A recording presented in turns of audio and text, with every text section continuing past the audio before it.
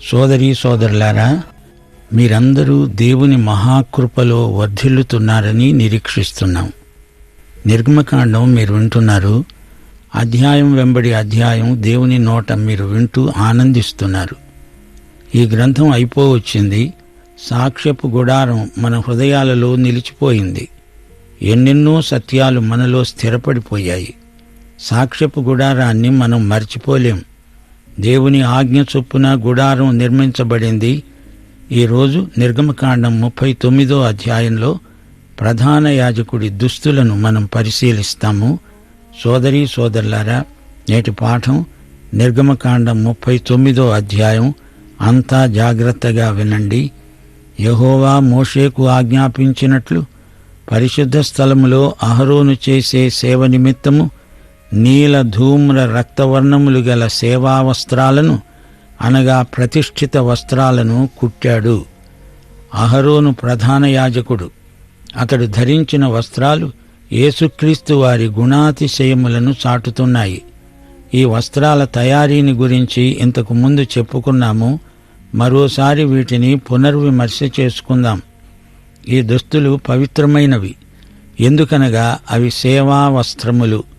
అతడు బంగారముతో, నీల ధూమ్ర రక్తవర్ణములు గల నూలుతో, పేనిన సన్ననారతో ఎఫోదును చేశాడు. నీల ధూమ్ర రక్తవర్ణములు గల నూలుతో, సన్ననారతో చిత్రకారుని పనిగా నేయడానికి బంగారమును రేకులుగా కొట్టి అది తీగలుగా కత్తిరించాడు. దానికి కూర్చే భుజఖండాలను చేశాడు. దాని 2 అంచులందు అవి కూర్చబడ్డాయి. దాని మీదనున్న దాని విచిత్రమైన దట్టి ఏకాండమై దానితో సమమైన పని గలిగి బంగారముతో, నీల ధూమ్ర రక్తవర్ణములు గల పేనిన సన్న నారతో చేయబడినవి. ఈ విధంగా యెహోవా మోషేకు ఆజ్ఞాపించాడు. వీటి నేత చిత్ర విచిత్రమైనది. ప్రధాన యాజకుడు ధరించే దుస్తులు 8 భాగాలు. అందులో 4 యాజకులందరూ ధరిస్తారు. మిగతా 4 ప్రధాన యాజకునికి ప్రత్యేకం. ప్రధాన యాజకుడు మిగతా యాజకులందరిలో నుండి ప్రత్యేకించబడినవాడు. ఆ దుస్తులలో మహిమ ఉట్టిపడుతుంది.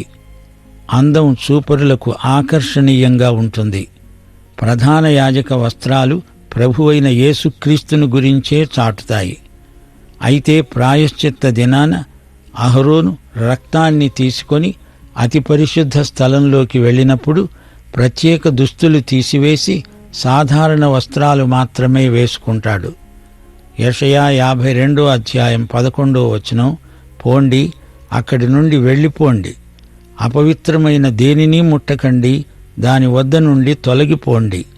యెహోవా సేవోపకరణములను మోసేవారలారా, మిమ్మును మీరు పవిత్రపరచుకొనండి. అదే మాట ఈ రోజున కూడా దేవుడు తన సేవకులకు చెబుతున్నాడు. దేవుడు పాపం చేసే బోధకుల్ని వాడుకోలేడు. అతడు ఎంత గొప్ప బోధకుడైనా పాపం చేస్తున్న వ్యక్తిని దేవుడు ఎట్టి పరిస్థితిలోనూ వాడుకోడు. వారు ఎంత ఒళ్ళు విరుచుకొని పనిచేసినా అదంతా వృధా. అట్టి సేవకులు కర్ర, గడ్డి, కొయ్యకాలు పెట్టి కట్టుకుంటున్నారు. అదంతా కాలిపోయే రోజు వస్తుంది. మనము క్రీస్తు నీతిని ధరించుకోవాలి. ధరించుకున్న వస్త్రాలకు తగినట్టే జీవించాలి. యాజకుల వస్త్రాలలో మనం నేర్చుకునే పాఠం ఇదే. అహరోను అతి పరిశుద్ధ స్థలంలోకి వెళ్ళేటప్పుడు ప్రజల పాపాల నిమిత్తం బలులు అర్పించడానికి సిద్ధపడి వెళ్తాడు. తన ప్రత్యేక దుస్తులను విడిచి మామూలు దుస్తులను వేసుకుంటాడు. అలాగే యేసు ప్రభు ఈ లోకానికి వచ్చినప్పుడు ఆయన తన దేవత్వాన్ని పరలోకంలో విడిచిపెట్టలేదు గాని ఆయన తన ప్రత్యేకమైన మహిమ వస్త్రాలను విడిచి వచ్చాడు. దేవత్వము యొక్క ప్రత్యేక లక్షణాలను మాత్రమే విడిచి వచ్చాడు. తన షకీనా మహిమను విడిచిపెట్టి మానవుడుగా ఈ లోకానికి దిగి వచ్చాడు. మానవ శిశువై జన్మించాడు. మానవ పాపానికి తానే బలైపోయాడు. తన మానవత్వంతోనే ఆయన చనిపోయాడు. దేవుడు శిలువ మీద చనిపోయాడు అంటే అర్థమేమిటి? దేవుడు చనిపోతాడా? చనిపోవడం మానవ లక్షణం. యేసుక్రీస్తు శిలువ మీద చనిపోయినప్పుడు ఆయన దేవుని నుండి వేరైపోయాడు. దైవత్రిత్వంలో ఎడబాటు కలిగింది. 2 కొరింథీ 5:21 ప్రకారం పాపమెరుగని ఆయనను దేవుడు మన కోసం పాపముగా చేశాడు. అయితే అప్పుడు కూడా దేవుడు క్రీస్తునందు లోకమును తనతో సమాధానపరుచుకున్నాడు. 2 కొరింథీ 5:19 సోదరీ సోదరులారా, ఇది ఒక మర్మం. దీనిని మనం పూర్తిగా గ్రహించలేము. బంగారు జవలలో పొదిగిన లేత పచ్చలను సిద్ధపరిచాడు. ముద్రలు చెక్కబడేటట్లు ఇశ్రాయేలీయుల పేర్లు వాటి మీద చెక్కబడ్డాయి. అవి ఇశ్రాయేలీయులకు జ్ఞాపకార్థమైన రత్నములు అయ్యేటట్లు ఎఫోదు భుజముల మీద వాటిని ఉంచాడు. ఆ విధంగా యెహోవా మోషేకు ఆజ్ఞాపించాడు. అతడు ఎఫోదు పనివలె బంగారముతో, నీలధూమ్ర రక్తవర్ణములు గల పంక్తులతో, సన్ననారతో చిత్రకారుని పనిగా పతకాన్ని చేశాడు. అది చచ్చౌకముగా ఉన్నది. ఆ పతకాన్ని మడతగా చేశాడు. అది మడవబడినదై జానెడు పొడుగు జానెడు వెడల్పు గలది. వారు దానిలో 4 పంక్తుల రత్నములను పొదిగారు. మాణిక్య గోమేధిక మరకతములు గల పంక్తి మొదటిది, పద్మరాగ నీల సూర్యకాంతమణులు గల పంక్తి రెండోది, గారుత్మతము యష్మురాయి ఇంద్రనీలము గల పంక్తి మూడవది, రక్తవర్ణపు రాయి సులిమాను రాయి సూర్యకాంతము గల పంక్తి నాలుగవది. వాటి పంక్తులలో అవి బంగారు జవలలో పొదిగింపబడినవి. ఆ రత్నములు ఇశ్రాయేలీయుల పేర్ల చొప్పున 12 ముద్రల వలె చెక్కబడిన వారి పేర్ల చొప్పున 12 గోత్రముల పేర్లు ఒక్కొక్క దానిమీద ఒక్కొక్క పేరు చెక్కబడింది. వారు ఆ పతకానికి మేలిమి బంగారముతో అల్లిక పని అయిన గొలుసును చేశారు. వారు 2 బంగారు జవలను 2 బంగారు ఉంగరాలను చేసి ఆ 2 ఉంగరాలను పతకపు 2 కొనలలో ఉంచి అల్లబడిన ఆ 2 బంగారు గొలుసులను పతకపు కొనలన ఉన్న ఈ 2 ఉంగరములలో వేసి అల్లబడిన ఆ 2 గొలుసుల కొనలను ఆ 2 జవలకు తగిలించి ఎఫోదు భుజఖండముల మీద దాని ఎదుట ఉంచారు. వారు 2 బంగారు ఉంగరాలను చేసి ఎఫోదు ఎదుట ఉన్న పతకపు లోపలి అంచున దాని 2 కొనలకు వాటిని వేశారు. 2 బంగారు ఉంగరాలను చేసి ఎఫోదు విచిత్రమైన నడికట్టునకు పైగా దాని 2వ కూర్పునొద్ద ఉన్న దాని ఎదుటి ప్రక్కను ఎఫోదు 2 భుజఖండములకు దిగువను వాటిని వేశారు. ఆ పతకం ఎఫోదు విచిత్రమైన దట్టికి పైగా ఉండేటట్లు, అది ఎఫోదు నుండి విడిపోకుండానట్లు ఆ పతకమును దాని ఉంగరములను నీతి సూత్రముతో కట్టారు. ఆ విధంగా యెహోవా మోషేకు ఆజ్ఞాపించాడు. ఈ యాజక వస్త్రాలు రంగురంగుల ఆకర్షణలతో తయారు చేయబడినవి. ఎఫోదులో 2 రాళ్లున్నాయి. ఈ 2 భుజాల మీద పెట్టబడినవి. ఇశ్రాయేలు 12 గోత్రాల పేర్లు ఇటు 6 అటు 6 రాయబడి ఉన్నాయి. దీనిని బట్టి యేసు భుజబలం ఎంత గొప్పదో మనం గ్రహించగలం. ఆయన మనకు మహా గొప్ప కాపరి. ఆయన తప్పిపోయిన గొర్రెల కోసం వెతుకుతాడు. దొరికిన గొర్రెను భుజం మీద వేసుకుంటాడు. హెబ్రీ పత్రిక 7:25 ఈయన తన ద్వారా దేవుని వద్దకు వచ్చే వారి పక్షమున విజ్ఞాపనము చేయడానికి నిరంతరము జీవిస్తున్నాడు గనుక వారిని సంపూర్ణముగా రక్షించడానికి శక్తిమంతుడై ఉన్నాడు. ప్రధాన యాజకునికి న్యాయ విధాన పథకం ఉన్నది. అతని ఎఫోదు చొక్కాయి కేవలం నూలుతో అల్లిక పనిగా చేశారు. ఆ చొక్కా మధ్య ఉన్న రంధ్రము కవచరంధ్రము వలె ఉన్నది. అది చినిగిపోకుండా దాని రంధ్రానికి చుట్టూ గోటు ఉన్నది. చొక్కా అంచుల మీద నీలధూమ్ర రక్తవర్ణములు గల పేనిన నూలుతో దానిమ్మ పండ్లను చేశారు. వారు మేలిమి బంగారుతో గంటలను చేసి ఆ దానిమ్మ పండ్ల మధ్యన, అనగా ఆ చొక్కా అంచుల మీద చుట్టూ ఉన్న దానిమ్మ పండ్ల మధ్య ఆ గంటలను పెట్టారు. యెహోవా మోషేకు ఆజ్ఞాపించినట్లు సేవ చేయడానికి ఒక్కొక్క గంటను, ఒక్కొక్క దానిమ్మ పండును ఆ చొక్కా అంచుల మీద చుట్టూ ఉంచారు. పతకంలో ఊరీము తుమ్మీము ఉంచారు. ఈ రెండు భవిష్యత్తును గురించి ప్రవచించడానికి వాడే రాళ్ళు. పతకం మీద ఉన్న వెలగల రాళ్ళు మనకు గొప్ప సత్యాన్ని నేర్పుతాయి. ఆయన మనలను తన హృదయంలో దాచుకుంటున్నాడు.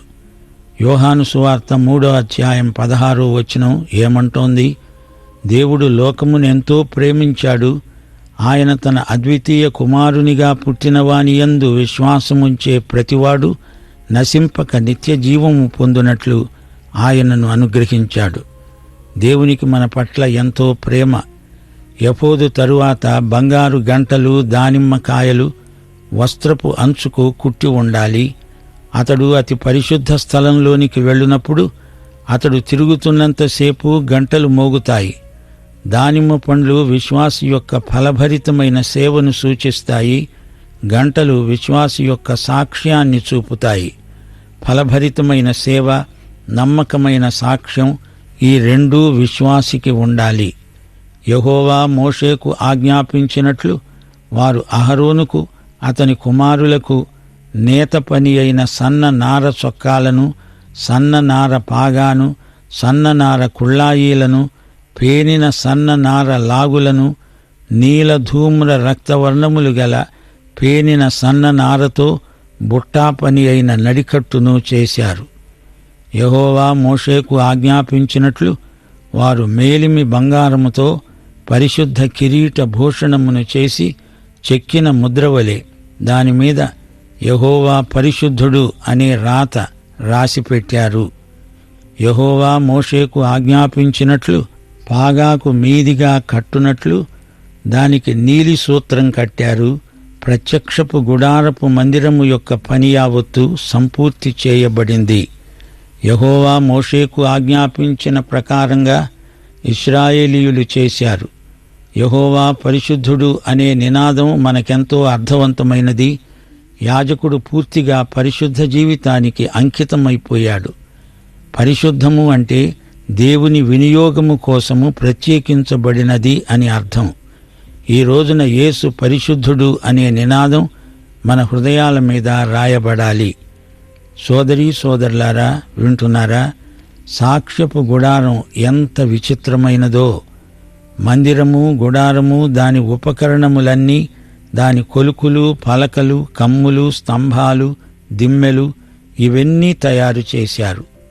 ఎరుపు రంగు వేసిన పొట్టేళ్ల తోళ్ల పైకప్పు, సముద్రవత్సల తోళ్ల పైకప్పు, కప్పు తెర, సాక్ష్యపు మందసం, దాని మోతకర్రలు, కరుణాపీఠం, బల్ల, దాని ఉపకరణాలన్నీ, సముఖపు రొట్టెలు, పవిత్రమైన దీపవృక్షం సవరించే దాని ప్రదీపాలు, అనగా దాని ప్రదీపముల వరస, దాని ఉపకరణములన్నీ, దీపము కొరకు తైలము, బంగారు వేదిక, అభిషేక తైలము, పరిమళ ధూపద్రవ్యాలు, ద్వారానికి తెర, ఇత్తడి బలిపీఠము, దానికున్న ఇత్తడి జల్లెడ, దాని మోతకర్రలు, దాని ఉపకరణములన్నీ, గంగాళము, దాని పీట, ఆవరణపు తెరలు, దాని స్తంభాలు, దాని దిమ్మెలు, ఆవరణ ద్వారానికి తెర, దాని తాళ్లు, దాని మేకులు, ప్రత్యక్షపు గుడారంలో మందిర సేవ కొరకైన ఉపకరణములన్నీ, పరిశుద్ధ స్థలంలోని యాజక సేవార్థమైన వస్త్రాలు, అనగా యాజకుడైన అహరోనుకు పరిశుద్ధ వస్త్రాలు, అతని కుమారులకు వస్త్రాలు మోషే వద్దకు తెచ్చారు. యెహోవా మోషేకు ఆజ్ఞాపించినట్లు ఇశ్రాయేలీయులు ఆ పని అంతా చేశారు. మోషే ఆ పనంతా చూచినప్పుడు యెహోవా ఆజ్ఞాపించినట్లు వారు దానిని చేశారు.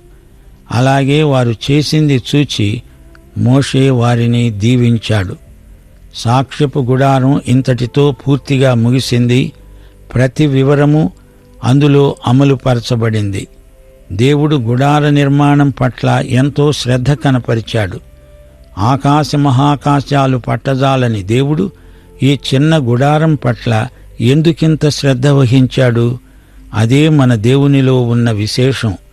మత్తయి సువార్త 10:30 యేసు ప్రభు స్వయంగా ఏమి చెప్పాడు? మీ తల వెండ్రుకలు కూడా దేవుడు లెక్కించాడు. దేవునికి మనమంటే ఎంతో శ్రద్ధ.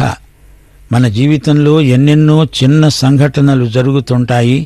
వాటిని గురించి ప్రభువుతో చెప్పుకోవడానికి మనమేమీ భయపడనక్కర్లేదు. దేవుడు మన జీవితంలోని ప్రతి చిన్న విషయాన్ని కూడా శ్రద్ధగా చూస్తూ మనకు సహాయం చేయడానికి సిద్ధంగా ఉన్నాడు. ఈ అధ్యాయంలో 43వ వచనంలో మోషే పని అంతా చూచాడు, బాగా జరిగింది, ఆయా వ్యక్తులకు బాధ్యతలు అప్పగించాడు. ఇందులో మోషే యొక్క వ్యవహార దక్షత తేటగా కనపడుతుంది. తన పనివారిని నమ్మాడు, వారి చేత మంచి పని చేయించాడు. మోషే అందరితో కలిసికట్టుగా పనిచేశాడు. అతడు గొప్ప నాయకుడు. సోదరీ సోదరులారా, మీలో గొప్ప నాయకులు ఎవరైనా ఉన్నారా? నాయకులు కావాలని ఆశిస్తున్నారా? మోషే దగ్గర నేర్చుకోండి. నీ దగ్గర నీ కింద పనిచేసే వారిని నీవు నమ్మాలి. వారిలో ఊరిక తప్పులు పట్టి వారిని సతాయించకూడదు, వారిని ప్రోత్సహించాలి. పని పూర్తి అయిన తరువాత మోషే తనిఖీ చేశాడు. దేవుడు చెప్పినట్లు వీరు చేశారా లేదా అని చూచాడు. వారు మంచి పని చేసినట్లు చూచి ప్రశంసించి వారిని దీవించాడు. క్రైస్తవ నాయకుడు తన వద్ద పనిచేసే వారికి మంచి బహుమానాలు ఇవ్వాలి. మంచి పని చేశావు అని మెచ్చుకోవాలి. పనులను పర్యవేక్షించాలి. సక్రమంగా సమస్తమును జరిగేటట్లు చూడాలి.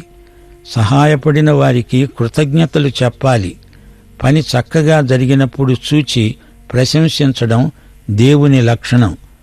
ఆదికాండంలో దేవుడు సృష్టి అంతా చేసిన తరువాత తాను చేసినది యావత్తును చూచినప్పుడు అది చాలా మంచిదిగా ఉన్నది అని చెప్పాడు. ఈ అధ్యాయంలో యాజకుల దుస్తుల విషయం పేర్కొనబడింది. యాజకులు పరిశుభ్రంగా ఉండాలి. వీరు గుడారములోని సేవకు మాత్రమే ప్రత్యేకింపబడిన వారు.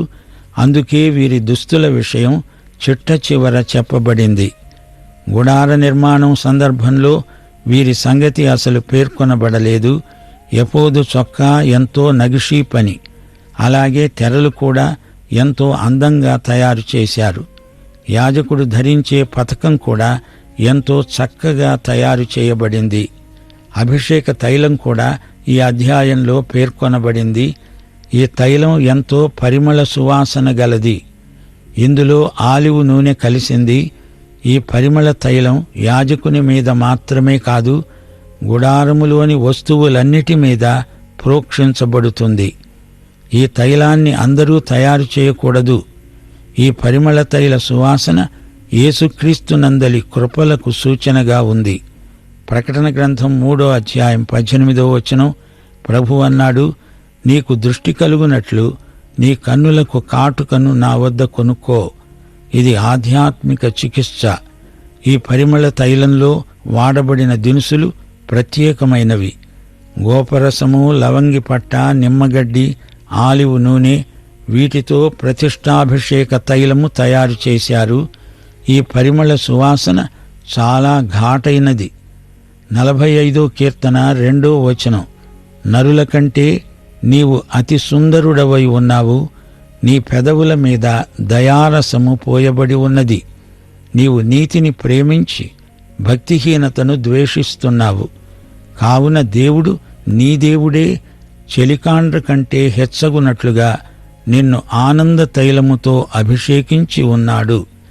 నీ వస్త్రము గోపరసవాసనే, అగరువాసనే, లవంగపట్టవాసనే. పరమగీతంలో పరిమళ తైలము సువాసన అంతటా గుబాళిస్తుంది. పరమగీతం 1వ అధ్యాయం 13వ వచనం, నా ప్రియుడు నా వక్షముపై నుండి గోపరసమంత సువాసన గలవాడు. నాకు నా ప్రియుడు ఏన్గెది ద్రాక్షవనములోని కర్పూరపు పూగుత్తులతో సమానుడు. పరమగీతం 5వ అధ్యాయం 13వ వచనం, అతని చెక్కిళ్ళు పరిమళ పుష్పస్థానములు, సుగంధ వృక్షముల చేత శోభిల్లే ఉన్నత భూభాగములు. సోదరీ సోదరులారా, మీ క్రైస్తవ సాక్ష్యం పరిమళ తైల సువాసన వలె నలుదిశలకు ప్రసరిస్తున్నదా? దేవుడు మిమ్మును సమృద్ధిగా దీవించునుగాక. ఆమేన్.